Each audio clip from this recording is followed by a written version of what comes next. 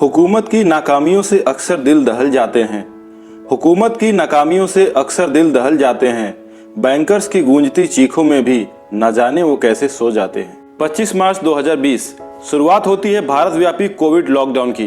Parliament, school, college, सरकारी दफ्तर, private clinic, यहाँ तक कि पिछले 150 सालों से लगातार चली आ रही भारतीय रेल भी थम जाती है। पर अगर कुछ नहीं थमा तो वो था देश की सरहद पर खड़ा वो जवान, हॉस्पिटल में कोविड से लड़ते हुए वे स्वास्थ्य कर्मी और शहरों से लेकर दूर दराज तक के गांव में अपनी अपनी शाखाओं में निरंतर कार्य करते बैंक कर्मचारी। सड़कें एकांत, पार्क सुनसान, बस्तियों में वीरानियां छाई हुई थी। लोग कोरोना नाम के इस अदृश्य, अनजान और भयावह दैत्य से अपने अपने घरों में दुबके हुए थे।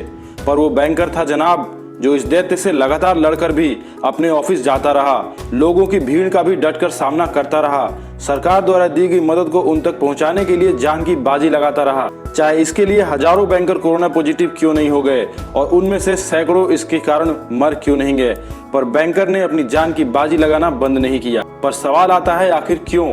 क्योंकि बैंकर का काम इसेंशियल सेक्टर में आता है।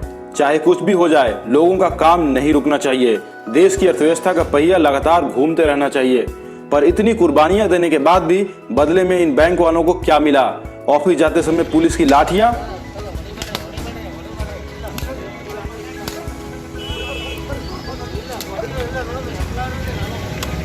गौर से देखिए, बेरहमी से एक बैंक एम्प्लॉय के ऊपर लाठी बरसाने वाले इन हाथों को, ये वही हाथ हैं जो किसी पार्टी में एक भ्रष्ट और बेईमान नेता की जूतियां उठाती नजर आएंगी। इनसे भी 2 कदम आगे आते हैं भारत के अफसरशाह, जमीनी लेवल पर कोई भी काम ना करने वाले, जनता के दुख से मुंह मोड़ लेने वाले। इन झूठे सरकारी अफसरों ने कोरोना के दौरान कोविड गाइडलाइंस के झूठे उल्लंघन का आरोप लगाकर बैंक की ब्रांचेज में बैंक वालों के साथ बेइज्जती की, धमकियां दी और उन पे झूठा फाइन तक लगाया। बैंकर्स ने पूरे साल ये सब कुछ झेला, गिरे पड़े मरे, पर लगातार लोगों को सेवाएं देते रहे। और फिर महीनों के लंबे इंतजार के बाद 16 जनवरी 2021 का दिन आया, जिस दिन भारत की बहुप्रतीक्षित कोविड वैक्सीनेशन प्रोग्राम की शुरुआत होनी थी। और इसके लिए भारत सरकार ने फ्रंटलाइन कोविड वॉरियर्स की लिस्ट जारी की थी।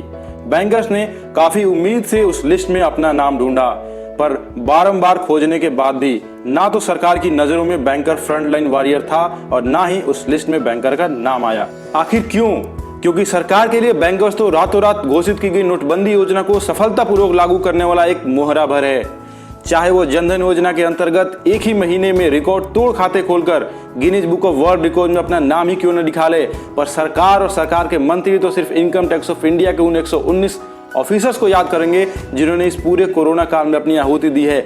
लेकिन उन अभागे, बेचारे और अनाथ बैंकर्स का क्या, जिनके लाख से भी ज्यादा एम्प्लॉय इस कोरोना वायरस से पॉजिटिव हो गए हैं और उन्होंने अपने 1200 से भी ज्यादा साथियों की शहादत दे दी है। इन शहीदों में ना सिर्फ बूढ़े शामिल हैं बल्कि नौजवान भी हैं, सिर्फ युवतियां ही नहीं बल्कि गर्भवती महिलाएं भी हैं। सरकार की अनदेखी के कारण न जाने कितने सपने, कितनी खुशियां, कितने अरमान मौत की सिसकियों में बदल गए, पर फिर भी सरकार का कलेजा नहीं दहला।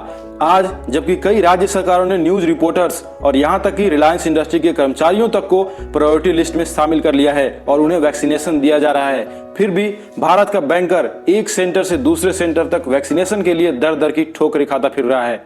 आखिर क्यों? ऐसा व्यवहार हमेशा ही बैंक वालों के साथ क्यों? क्योंकि बैंकर्स आर नॉट ह्यूमन। जी हाँ, बैंकर्स सरकार की नजरों में ह्यूमन नहीं है। पर मैं बता देना चाहता हूँ, अगर यही हाल रहा तो वो दिन दूर नहीं है जो तेजी से चलती इस अर्थव्यवस्था का पहिया एक दिन रुक जाएगा, हालात बद से बदतर हो जाएंगे। और अगर ऐसा होगा तो एक बात आप भी गांठ बांध लो साहब, ये दबदबा, ये हुकूमत, ये नसाए दौलत, ये दबदबा, ये हुकूमत, ये नसाए दौलत, किराएदार हैं सब, घर बदलते रहते हैं। जय हिंद, जय भारत।